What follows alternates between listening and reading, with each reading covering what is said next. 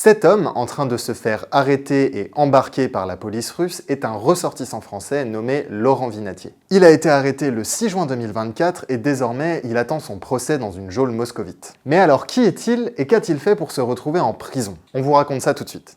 Laurent Vinatier, c'est d'abord un chercheur spécialiste du monde post-soviétique, du Caucase et de l'Asie centrale.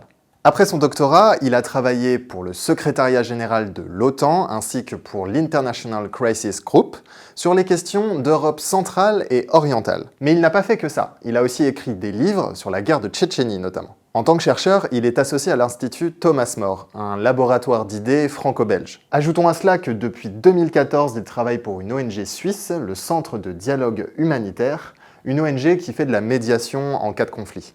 D'un point de vue plus personnel, Laurent Vinatier est un amoureux de la Russie, d'où est originaire sa femme d'ailleurs. Bon, avec tout ça, pas étonnant de voir ce Français à Moscou.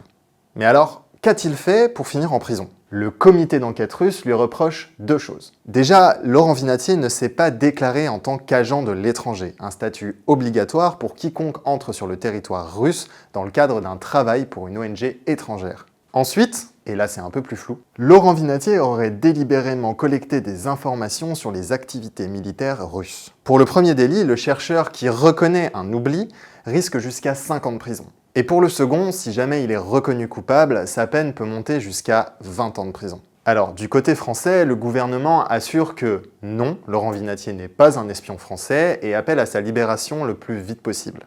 Il mérite toutes les protections et en aucun cas, les rumeurs là aussi et les éléments de propagande qui ont été donnés sur lui ne correspondent à la réalité. Et donc nous appelons à la clarification de tous les éléments par la Russie et à sa libération la plus rapide.